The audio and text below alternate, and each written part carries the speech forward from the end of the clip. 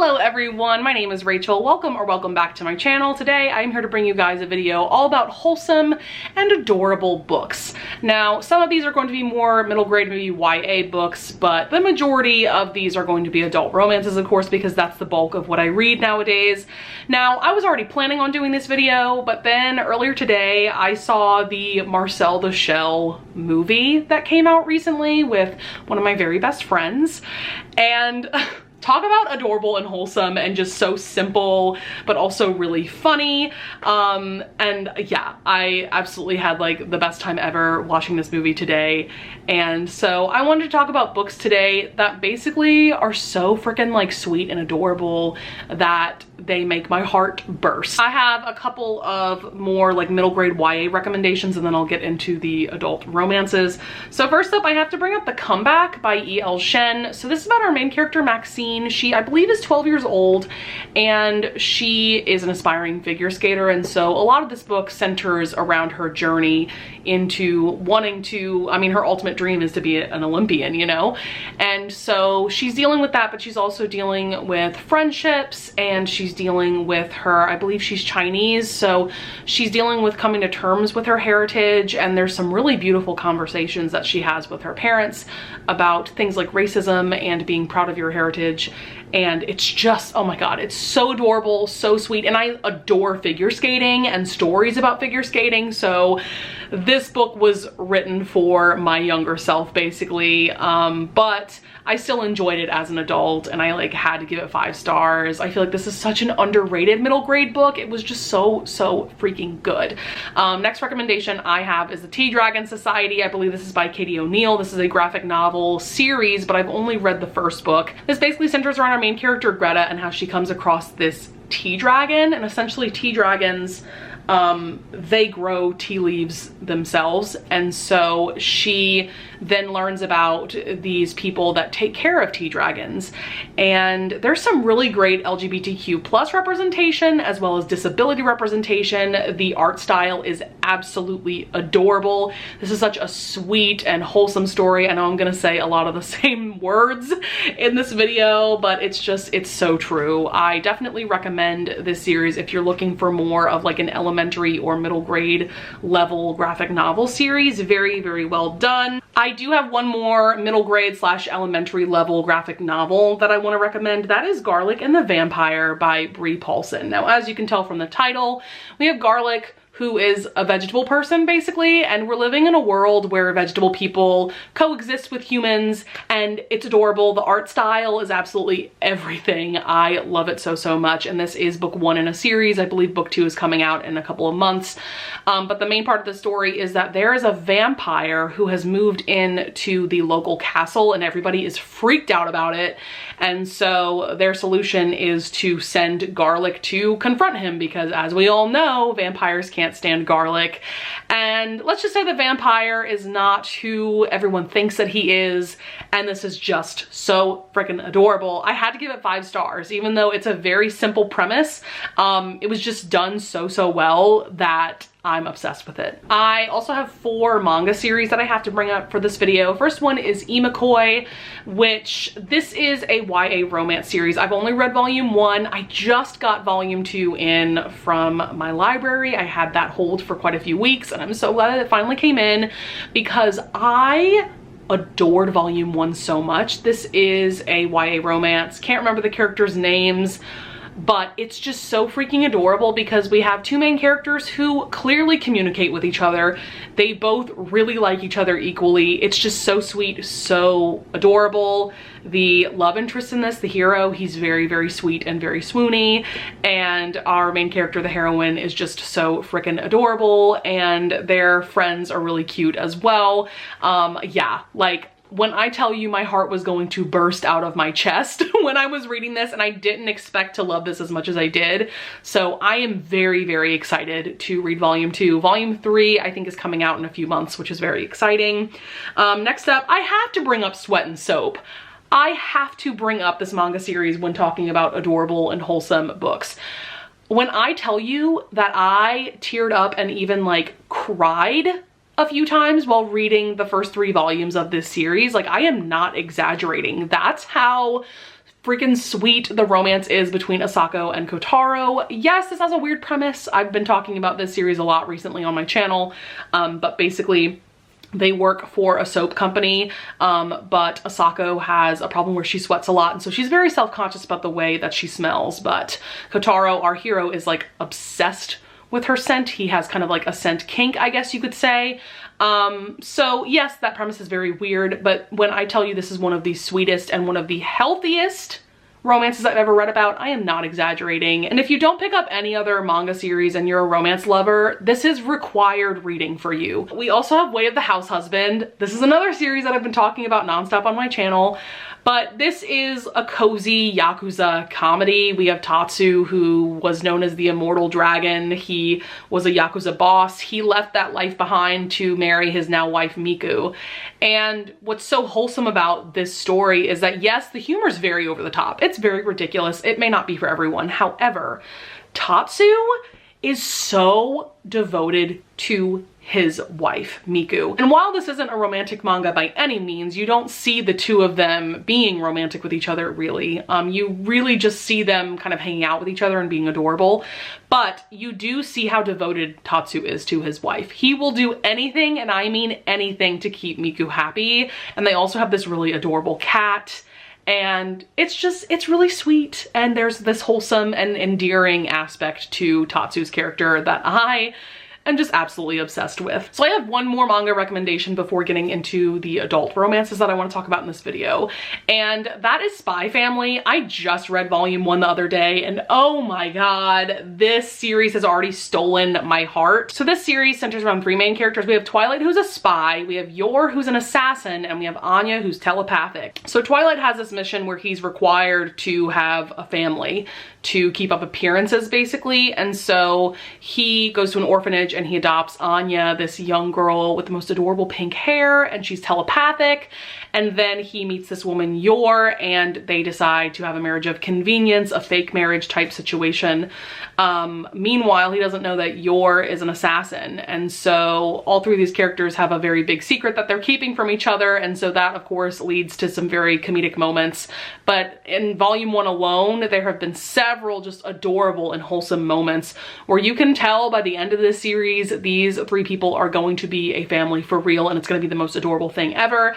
I am already dying for Yor and Twilight to have like actual romantic inklings between each other, and Anya is just so freaking adorable. My heart bursts whenever she's on page. I love her so freaking much. I do want to mention before getting into my adult romance recommendations that I have done a video kind of like this before back in 2020 where I talked about feel-good books and books that just make me laugh out loud. So I will of course link that video up in the cards above if you want even more recommendations for this kind of vibe. I am also planning on doing a completely separate video about books that make me laugh out loud, books that are just so freaking funny, but for today I just wanted to focus on more just adorable and wholesome books.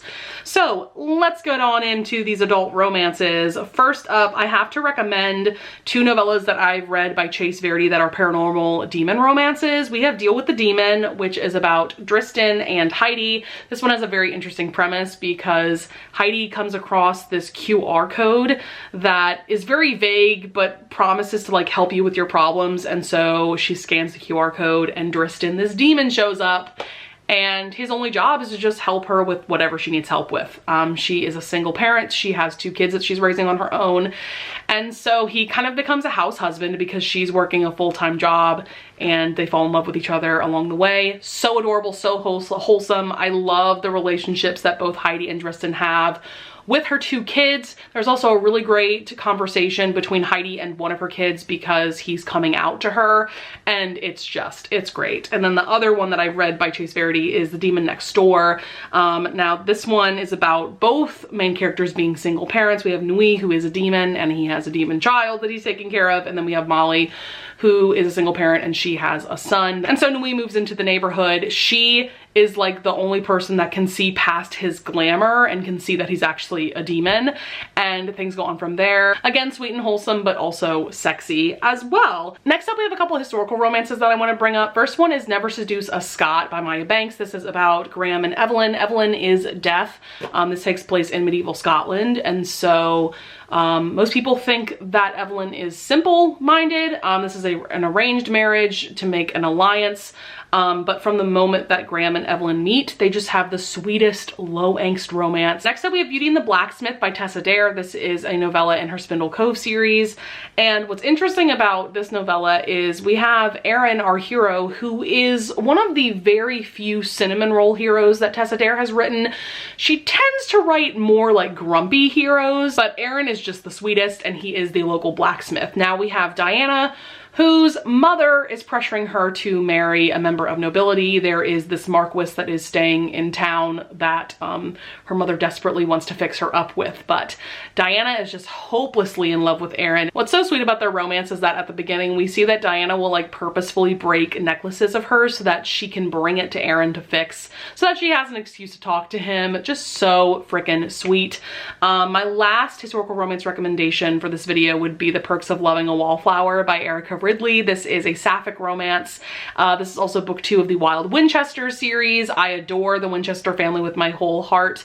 They are essentially a group of, I believe, 6 children that were all adopted by this baron who has now passed away. So they're kind of a group of vigilantes. In the first book, they were trying to do a heist, and then this book, they're just trying to take down this really shitty man. So we have Tommy, who is like a master of disguise. She can become anyone, man, woman, doesn't matter what age, doesn't matter what they look like. She is just absolutely incredible at becoming all these different kinds of characters. And then we have Philippa, her love interest, whose mother is pressuring her to get married, as was normal back in the day. And so what happens is that Tommy ends up dressing up as the new Baron Vanderbean, who doesn't actually exist, but she dresses up as this man to be able to court Philippa. And I do want to point out that pretty early on in the book, she tells Philippa who she actually is. And there's just something so sweet and tender and sensual about the romance between Tommy and Philippa. I feel like this is a very unique gem in the historical romance genre, so I cannot recommend it highly enough. Next up, I want to talk about some of my favorite romance novellas that are just the sweetest. And the first one that comes to mind is Hefty by Jessa Kane. Now, this is one of the very few romances that I've read by Jessa Kane that actually is just so freaking sweet. And this is a new adult romance about Zach and Jill. They are seniors in high school and they are childhood friends. And they've just been pining for each other for years, but basically they don't think they're worthy of each other. And so that's why they haven't gotten together as of yet. And oh man, the way that these two characters are just so freaking devoted to each other is so swoony. I talk about this novella all the time, I feel like, but it really is that incredible. Next I would recommend is Big Bet by Cassie Mint, which has a very, very similar vibe to Hefty. In my mind, Will and Aubrey, the two main characters of this novella, are basically Zach and Jill as adults. Like, that's how similar these characters feel. This one takes place in a Las Vegas casino because Will works as a blackjack dealer and Aubrey is a burlesque dancer at the same casino. And they've been friends for years, and just like with Hefty, they both feel unworthy of each other and they've just been pining for each other for a long time, and it's just so sweet, so well done. Next one I would recommend is The Witch's Wolves by Ellie Mae McGregor. This is a poly paranormal romance that's kind of a retelling of Little Red Riding Hood. We have Manon, our main character, who is being accused of being a witch, and so the beginning of this novella is her running through the woods from this angry mob, and she comes across this cabin where these two wolf men live, and they're already in a relationship with each other, but then Manon comes into the mix, and it's just so sweet, has very like cozy cottagecore vibes to it. This is the perfect novella to read for the fall time and spooky season. Next up, another Cassie Mint novella that I would highly recommend is The Gift. This one is technically a part of her like winter warmer series, and all that means is that it just centers around the winter basically. And so we have Lisbeth and Alexi, and first of all, real. Both our hero and heroine are virgins, and they're both pretty shy people, but this centers around Alexei, who is a scientist in, I want to say Antarctica, or just somewhere very remote that's very, very cold. And then we have our heroine Lisbeth, who is the postal worker of their area, and so she's been delivering mail to him for a few years at this point, and she decides to give herself to Alexei for Christmas as his Christmas gift, and things go on from there. So sweet, so swoony, just, yeah. One of my favorite Cassie Mint novellas for sure. I have one last Cassie Mint novella to recommend in this video, and that would be Mail Order Vow. This one is about Murray and Jessica, and as you can tell from the title, they both went on this mail order bride website, and they have agreed to meet for 24 hours, and by the end of 24 hours they decide if they want to stay together and actually get married. And so Jessica shows up to Murray's house. She actually has already brought all of her stuff with her because she fully plans on making this relationship work with Murray. And there's this really sweet kind of like friends to lovers vibe going on, but it's also not a slow burn romance. Like in the 24 hours they pretty much fall in love with each other, so it's very insta-lovey. But Cassie Mint is known for writing more like insta-lovey stories, and it just really works. Once again, we have a hero and heroine who feel that they're unworthy of the other, and it's very, very well done. Probably one of the sweetest novellas that I've read by Cassie Mint. Next up, I would highly recommend Sweet Talk by Cara Bastone. This is one of her Audible original audiobooks. We have Jess and Elliot. So this is a wrong number romance where Elliot, our hero, accidentally texts our heroine Jess, but they decide to have an actual text conversation, and then that turns into really long phone conversations. And oh man, is this just sweet. I mean, Elliot is like the most cinnamon roll hero ever, and the way that he makes Jess fall for him without meaning to is just absolutely adorable. Next up, I have to recommend two books by N.R. Walker. The first one is Throwing Hearts. This one's about Leo and Merrick. These are both MM romances, by the way. Merrick is teaching a pottery class where, you know, he's teaching people how to work with clay, and so Leo takes that class. And from the moment their eyes meet, they start falling for each other. This is so sweet, so funny as well. And N.R. Walker has a really fun sense of humor. And yeah, this one was just really solid. But The Weight of It All, also by N.R. Walker, is definitely my favorite of the two books that I've read by her. This one is about Henry, who, beginning of the book, his long-term boyfriend breaks up with him, and so he decides to go to a personal trainer and to lose weight to get his ex back. Meanwhile, he ends up falling for Reed, his personal trainer. So sweet, so wholesome, very body positive as well. Highly, highly, highly recommend. All right, guys, we have one more recommendation for this video, and that is Nerdgasm by Kimberly Reese. Talk about a romance that made my heart almost burst out of my chest. This is about Addie and Theo. Theo is a very shy, bookish, virgin hero. Once again, we love that trope. And Addie's like the opposite of him in every way. She's very extroverted, definitely much more outgoing, and she's the one that actually pursues him at first. So Theo definitely has a crush on Addie, but he is just like painfully shy, mainly because of his stutter. It's definitely gotten better over the years, but it's still something that he's very self-conscious about, and so he's not going to be the one to pursue Addie. And so Addie asks him out on their first date, and he ends up getting them tickets to this like Comic-Con like convention, which I feel like is one of the best ideas for a first date ever. And things go on from there. This is just so sweet, so swoony. If Theo was a real person, I would want him for myself. This is also very sexy as well, and it's wonderful. We also love that Addie definitely makes mistakes and fucks up throughout this book, but she grovels and she makes up for it. Y'all, what is wrong with me?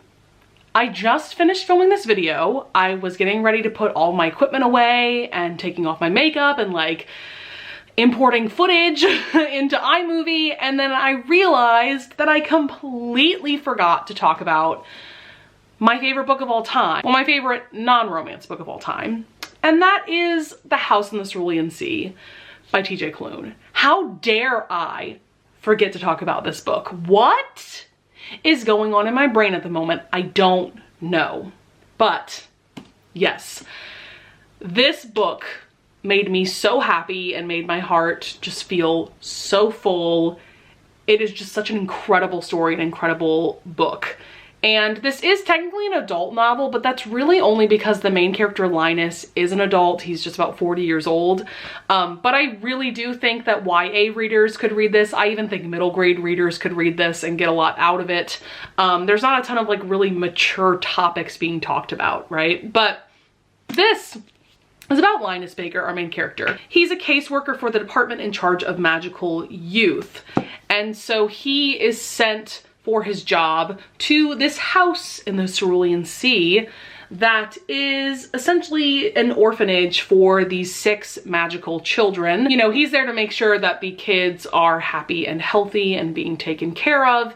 And so he's basically investigating Arthur, who is in charge of this home. And so there is a romance in this book because there's an MM romance between Linus and Arthur, and that is adorable and everything. But the main focus of the story is absolutely these 6 magical children and this little community that they live in. And oh man, this book made me cry several times because that's how sweet and adorable and wholesome this is.